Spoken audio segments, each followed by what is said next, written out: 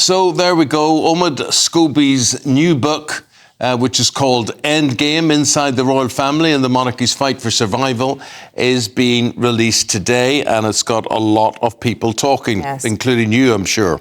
Scobie's book has promised to reveal moments that the royal family would be, in his words, ashamed of and shine a light on, again, in his words, unsolved mysteries. But the question is, does the book live up to the hype? Well, let's find out from our Royal Correspondent, Cameron Walker. What can you tell us from what you know, Cameron? Well, where to start, Eamon? There's a lot of quite serious allegations in this book, mainly towards the working members of the royal family. The Princess of Wales, actually, surprisingly, comes in for quite a character assassination, talking about her being a part-time working royal. Omid Scobie saying that she is the last shiny thing that the royal family are going to have, which has got a lot of royal commentators and fans of the Princess of Wales very upset. Bearing in mind the last YouGov poll shows that the Princess of Wales is actually the most popular royal in the United Kingdom.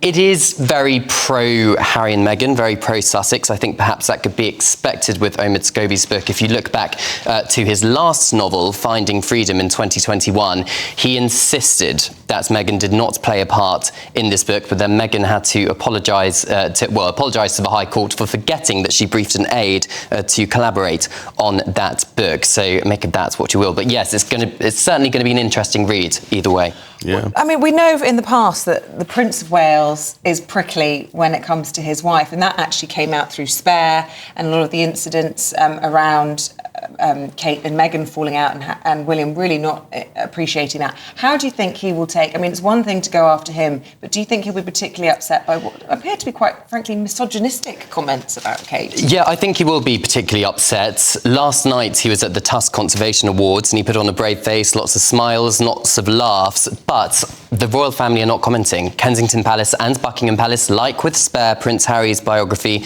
are not commenting. And I think perhaps there's a reason for that, because if you look at the opinion polls post-Spare, post the Harry and Meghan Netflix series, Harry and Meghan's popularity, both in the United Kingdom and the United States, went down. Other members of the royal family went up or at least stayed the same. So it looks like their PR strategy, the royal family's PR strategy, is working.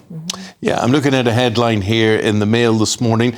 Camilla, the Queen, and the Sussexes, that's Harry and Meghan, do not have a relationship. So there's a few juicy headlines coming out. There certainly is, and I was told by a source close to the Sussexes that they did actually speak, both Harry and Meghan, to the King on his 75th birthday a couple of weeks ago, which suggests to me some kind of olive branch is being extended. But this book, is it going to help matters? I'm not so sure, but they are distancing themselves from this book. Interesting, it's making front pages as well. I think the Daily Mail are leading on it this morning. Yeah. And the royals, we know how they hate this sort of thing. It's not what they want to be talking about. They prefer to talk about the work that they do.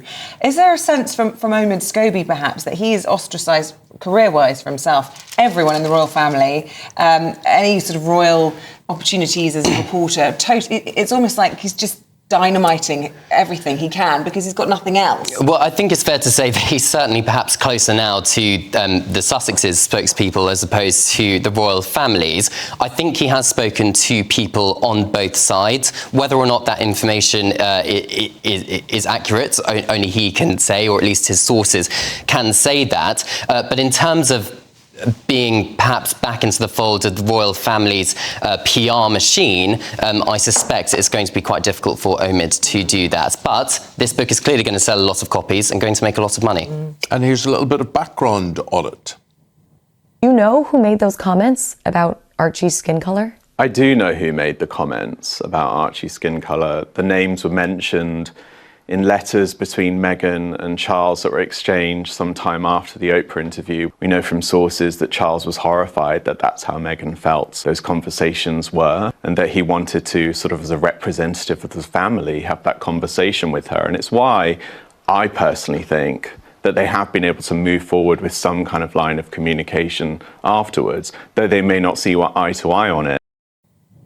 So So Omid Scobie talking there about the fact that he alleges there's 2 royal racists, not 1. Remember, Meghan alleged that there was someone questioned what colour Archie's skin would be when he was born during the Oprah interview. Omid talks about a letter exchange between Meghan and the King following that Oprah interview in which 2 royal racists are alleged. Now, I would suspect that those letters came from people close to the Duchess of Sussex, which contradicts Meghan's idea of privacy, because if you look back, she successfully sued the Mail on Sunday around a year ago for publishing an extract from a letter she had written, a private letter she had written to her father. But is she going to look at these letters, which now appear to be in Omid Scobie's book, in the same light? We'll have to wait and see.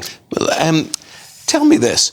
Do the royals in general, do they not send texts and emails like normal people? Are they on WhatsApp groups? Why is everything in a letter form? Who writes letters anymore? So King Charles does not have a mobile phone at all. Really? No, so he's still quite old-fashioned. I understand William and Catherine and the younger royals all have mobiles and use WhatsApp, etc. But no, the King is still writing letters and having actual phone conversations with people, Eamon. Yeah, he likes tradition. See, I thought that the children, Archie and Lilibet, had sent a video wishing him happy birthday. I'd read somewhere. Yeah. How would you do that if you don't have a phone? Or maybe. Well, he's got lots of aides who have mobile phones and emails who can show it to him. Yes. Well, there we go. The plot thickens. Let us know, of course, at home what you think about all of this. We've been out and about asking you already some thoughts. Am I right in thinking we've got some thoughts on this coming from our viewers? Is that what you were trying to tell me, Cooper? We do. Fabulous. Let's take a listen to those. Harry and Meghan claim they left the UK to avoid publicity in public life. And then they use their newfound freedom to attack those closest to Harry, his own family. Their attacks are bordering on obsessive, and they clearly have no desire to endear themselves to the British public. Harry is digging a monumental hole if his new life one day implodes. I think it's perfectly fine for them to leave the royal family. It wasn't his fault that he was born into them. But what has been absolutely appalling and shocking is the way they behave towards their own family. I think what they should do now is get on with their own life. Stop harassing their family. Stop releasing all this private information. Omid Scobie has a new book called Endgame, presumably the endgame of the monarchy. Come on, Omid. You're the bloke who wrote Find and Freedom for the Duke and Duchess of Sussex, and then you said you weren't friends with them. Well, that's strange. I think you're not only friends with Meghan, you're a mouthpiece. Ooh, right. Well, if that is a sign of things to come. The thing is, Cameron, who would buy the book? Who actually... usually these things will sell to people who are supportive of the royal family. So how many people out there who are not going to be supportive will be interested in this? Well, look at the front page of the Mail this morning and look at every newspaper website in the United Kingdom leading on this. Love them or loathe them, people want to know about them and love to hate them. So they'll click on it and they'll buy the book and read the papers. It's what's been happening for decades. I was amazed by how many people that I knew had bought copies of Spare. People that I wouldn't have thought would want to line the pockets of, a lot of people see as a traitor. And there you go. But there's lots of juicy gossip and little nuances of behind the scenes you wouldn't necessarily know. Well, you keep licking your lips over that juicy gossip and dig out as much as you can when we speak to you again, my friend.